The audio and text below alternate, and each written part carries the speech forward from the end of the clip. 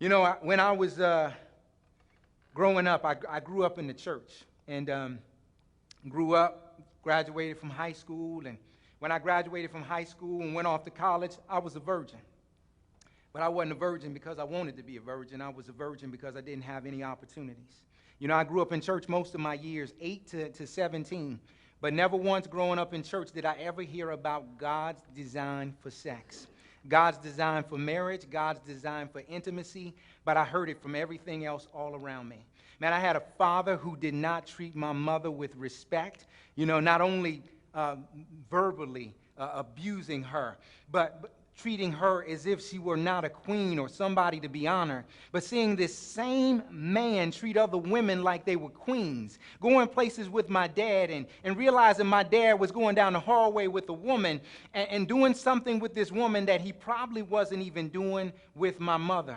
And remembering as a young boy, my father saying stuff to me and my brother, like, never let a woman know everything that you do. Never let her know all the money that you have. Always keep you a spare woman on the side. And these were just things as a little boy I grew up just kind of being told and being taught.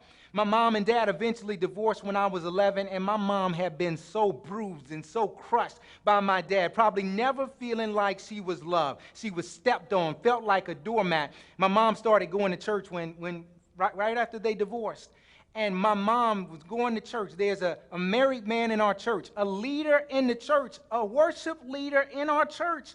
Married man, 5 kids, gets into a relationship with my mom, a relationship that lasts from the time I'm 11 years old until after I go off to college. And I have this whole mindset and framework that, you know what, sex must be better outside of marriage, because when I see it in the context of marriage, it doesn't look like it's any good, but then I see these people enjoying it outside of that. And then the media shaped my perception of sex. And I grew up in the 80s, very sexually oriented culture with movies and music and all the things, and now culture is still that way, but just very sensual. So these were the things that shaped my mindset about sex. But I somehow graduated from high school a virgin, went off to college, and my sophomore year of college got into my first relationship.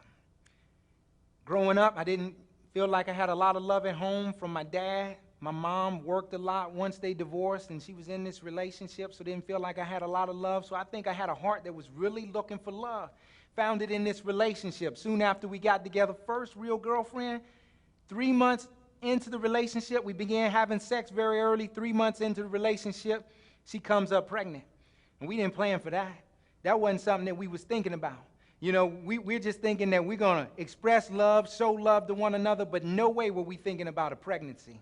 You know, we began to think that we had single moms for the most part who raised us. You know, our moms worked hard so that we could go off to college. And in our minds, we wasn't going to allow anything to derail the plans that we had, because we thought in our minds the ticket to real success is getting an education and getting a job, and having a baby right now is not something that's going to help that or move that along. So kind of in our mind, as we thought about it, we really had 2 options. One was we would have the baby. The other, we would have the abortion. But because of the fact that we weren't ready to drop out of school to be parents, man, we weren't ready to get married. We weren't ready to take care of a child. You know, in our minds, we kind of rationalized that the best thing to do would be to have an abortion, and that would kind of take care of things, and we could continue on in our relationship. We could move forward in our goals, and everything would be okay. We even got up the urge to kind of talk to our parents about it, talk to our moms about it, and just kind of base where we were. You know, their comments back to us is, you know what, we think that may be best. You guys are young. You got time to have children later on. And so my girlfriend, in some regards, was really looking to me. And man, I was like, you know what, I think the right thing for us to do is to have an abortion. And so it was during the summer. She lived in Philadelphia. I lived in Cleveland. I remember talking to her the night before she was to go to the abortion clinic. And she was like, you sure that's the right thing to do? Yeah, I think it's the right thing to do. Just based on where we are in life, what's going on, I think it's the right thing to do. And so the next morning, we talk before she goes to the abortion clinic. Man, she comes back. She calls me up on the phone, and she is crying profusely. She is traumatized by what just happened to her. I mean, here's a girl that I said that I love. I love this girl, right? I didn't love her enough to protect her from the hurt that she just experienced. I didn't love the child that was growing in the womb enough to protect. I was all out for me. There was nothing I could do to console her. There was nothing that I could do to comfort her. There was nothing that I could do to say in that situation. Just kind of in my mind thinking that maybe in a couple of days she'll be over it and we'll be back to normal.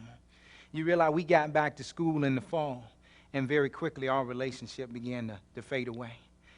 This was the person who I thought showed me love, and now all of a sudden this person's no longer there. Now I got the loss of this relationship, and I got the guilt of this situation that I've done, and asking her to go and to have an abortion. And because of the pain and the guilt that I had, I just sought to medicate my pain. I sought to medicate my pain by drinking alcohol. And so every weekend, probably starting on Thursday, going all the way to Monday morning, man, I would drown my sorrows away. And I would get drunk, and I would party, and I would just drink away my sorrows. And even though our relationship had fell apart, in my mind I reasoned there were other women. So even though she's not here, there's other women that I can go and have sex with. And so that's what I did, because I had to somehow medicate this deep pain that was brewing in my heart. So I just began to sleep around with all kind of women, and I began to get drunk. But yet at the same time, I realized that my education, in my mind, that my education is what's going to give me a future. So Monday through Thursday, I was in the library, I was studying, I was busting out my grades. There was something in me to drive in me to prove that I could be a success, because I had failed. I had failed in my relationship in protecting the emotions of this girl. I had failed in protecting this child that was forming in her womb. So there was something in me that wanted to make up for it. So I strived diligently with all that I had to do the very best that I could in school. And I graduated with honors, was on the dean's list 4 out of 8 semesters, because I was doing everything to try to medicate my pain. Ended up graduating from college. First person in my family with a bachelor's degree. Got a job at the University of Pittsburgh. But my lifestyle choices, I kept doing the same thing, man. I was still sleeping with women and doing things, and one of the ladies that I work with, we got into a sexual relationship. And very soon into our relationship, she got pregnant. And in my mind, there were a lot of thoughts that were going in my mind. I didn't want to do what I did at 19, because that didn't solve anything. Actually, it made matters worse. So in my mind, you know, I kind of became pro-life by default. Not because I value human life, but because I didn't want to go that direction again. And as she's pregnant, she's saying to me, David, if I don't know that you're going to be with me, I'm not raising a child on my own. So in my mind, it's like, no, I'm not going the abortion route. In my mind, I'm going to do the right thing this time. So I think doing the right thing is putting a ring on my finger. I didn't really love this girl. I put a ring on my finger, and I married her. And I felt in some regards like I was forced into marrying her, because I didn't love her. But because of the situation that happened before, that I have to do this, because I have to make it right. And in some sense, there was something in my heart that felt like I had to atone for the mistake I made in the past. And at this time, I'm going to do it right. So we got married, and nothing changed about me except I put a ring on my finger. But I was still running around doing the same things that I was doing. And there was this anger that was inside of me that would just outburst on her all the time, that just would flow all over her. I remember as a kid saying, I will never be like my father. And it was the very man that I was becoming, just like my father. Angry outburst at her, feeling like the situations and the circumstances and the choices that I make forced me to a place that I didn't want to be, and I was just angry, and it was flowing all over the place. My son was born, and this is supposed to be a jubilant day, right? You're embracing the life of a child to come into the world, but for some reason, I just couldn't get too excited about it. It was hard for me to get excited about it, and it was hard for me to really bond and connect with my son. That I have this son, and yet I'm running around still trying to medicate my pain. So I'm still running around cheating on my wife, angry outbursts on her. I'm not around for my son. I'm running around trying to advance my career, going back to school to get a graduate degree because I'm going to make some money and I'm going to be a success. And this was the way that I was living. And this was the pain that I was experiencing in my heart. And after a few years, when I was 26, we got to the place where it was just too much.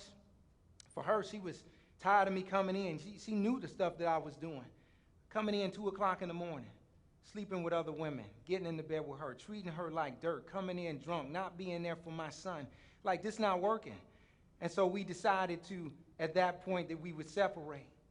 And my life, in many regards, was beginning to fall apart and unravel, but I really couldn't see it. And she was from another city, and she said that she was going to stay in this city so we could raise our son together. And in my mind that was blind and corrupt, I was thinking that that's the best of both worlds. Because I can still come and try to act like I want to get with her. I can see my son and kind of raise him. And I can still do my dirt, and I don't have to feel bad about it because I can hop in my own bed in my own apartment, and I can do my thing. And then she comes a month later, and she tells me she's leaving, and she's moving back to the city where I went to college. Tell me, don't worry about our son. Got family there. He'll be taken care of. I'm leaving. Just coming to let you know. And it was almost at that moment that God, it was almost like somebody took a pen, put it into the hot air balloon of my life that was radically floating all over the place and just running into stuff and tearing it up. That it was like the air was beginning to seep out of my balloon. And all these things that I was looking to try to find some form of medication for my pain or satisfaction for my heart. Man, I never felt so empty in my life. Had a good job, making good money, working for the city of Cleveland, second in charge of my department, being groomed to take over my department in 2 years.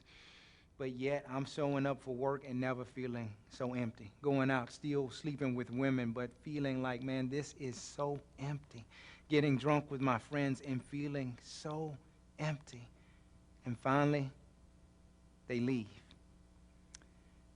Wife and son in a U-Haul, somebody else coming to pack them up.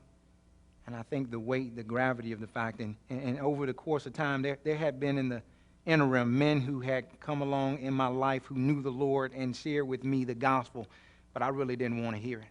But the weight of my sin at this point had become so great that I realized that my sin had not only brought shame and hurt and pain to my own heart, but it had brought pain and hurt and brokenness into the lives of others. On this same day as my wife and son are leaving to go to another state, my brother's daughter has a birthday party. Wives and kids holding hands, smiling with their parents. I'm sitting on the back of a couch in a room feeling like the biggest fool in the world because my wife and my kid are leaving, and I know it's all because of my sin. Man, I remember that day, brothers, going home to my apartment, falling on my face before the Lord. It was like God met me in my apartment. And for the first time in my life, confessing my sin before a holy God. Understanding how great my sin was before him. But having a sense of his forgiveness being far greater than my sin.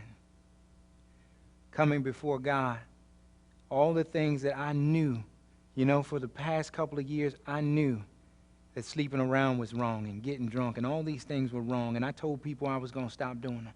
The more I said I was going to stop doing them, the more I was doing it. Because I was a slave. I was a slave to sin, and I couldn't break out of that trap on my own. I needed a savior. I needed a trap springer. I needed somebody who could set me free.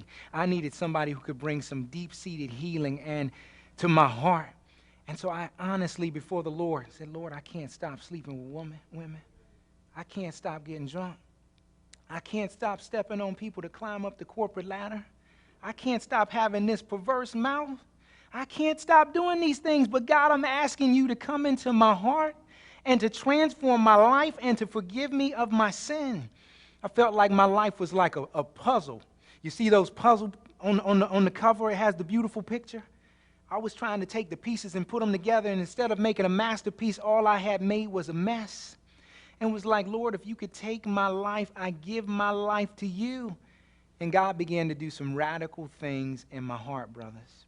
Man, God began to bring some healing and some forgiveness to my heart that began to change things in my life. From that day forward, that was when I was 26, till I married my wife at 30, I did not have sex with another woman. because God did a work in my heart. I did not, to this day, have never gotten drunk again. With my mouth, maybe in my mind, but with my mouth, have never said a curse word. God did some radical things in my heart. Within a year, I left from my job. In my family, people were looking at me like I was crazy.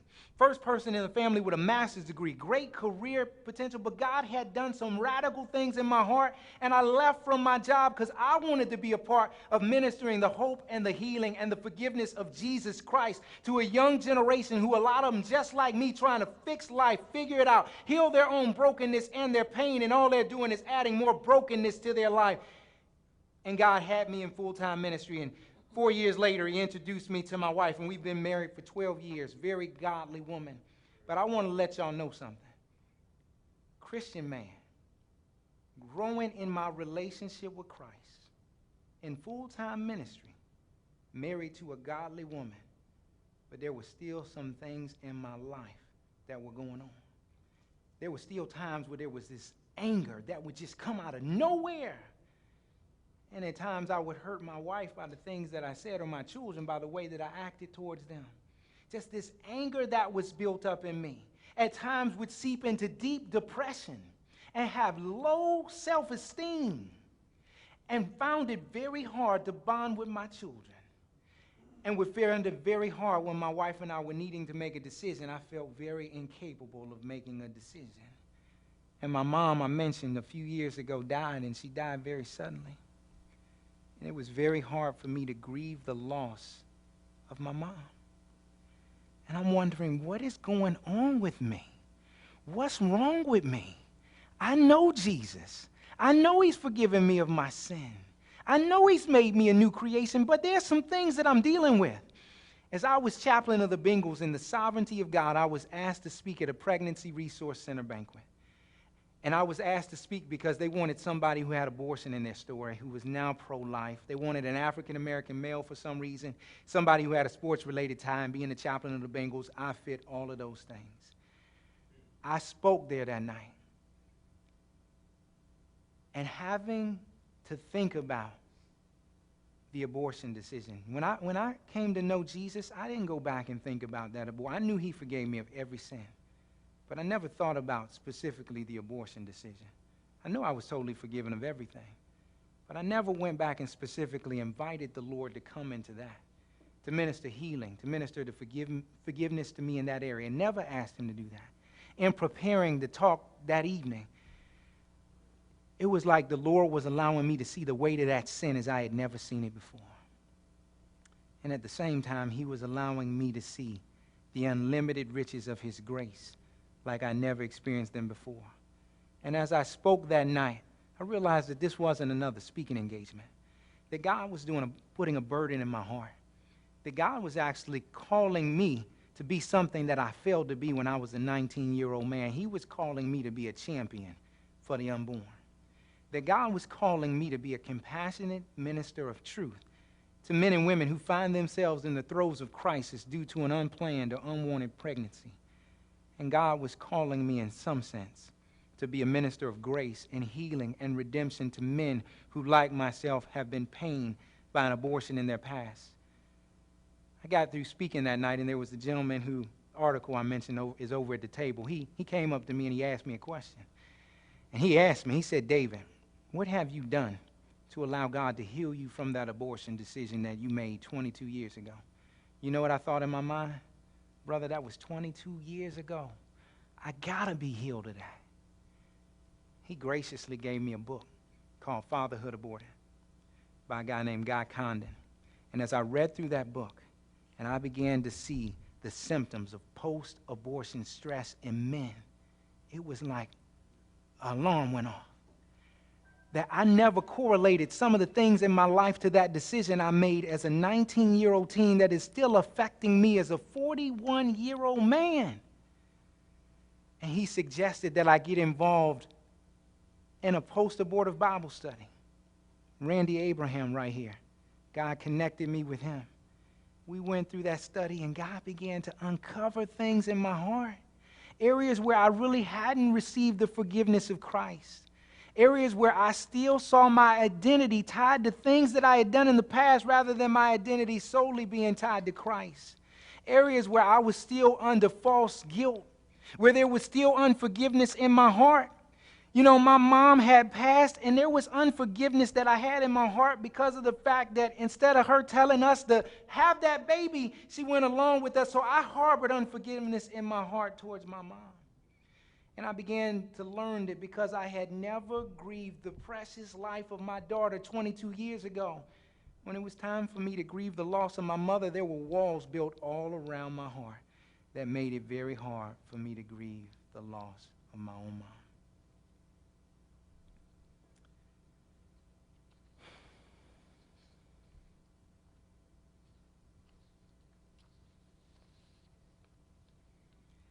But I began to learn some things as I sat with Randy and we talked. God began to show me new levels of healing, new levels of forgiveness that I had never experienced. I began to learn in a better way to receive and to give forgiveness. I began to learn what it meant for me to live as one whose identity is in Christ, not in my past sins, not in my performance. I began to grieve the loss of Miriam as we had a memorial service for her, or taking on a date, or telling her how special she was. And I began to learn that this daughter that I rejected is in heaven. She's with God. She has been in the presence of absolute perfect love all of her life, that to accomplish what is now being done, the saving of many lives. I can imagine my daughter saying to me, David, you meant it to harm me, but God intended it for good, for what is now being accomplished, the saving of many lives. Her life, though she never came out of the womb, has a purpose. Purpose is to have a father who will now trumpet the cause of the unborn, who will now minister compassion and grace and truth to men who find themselves in the throes of crisis, and to minister hope and healing and redemption to men that have been broken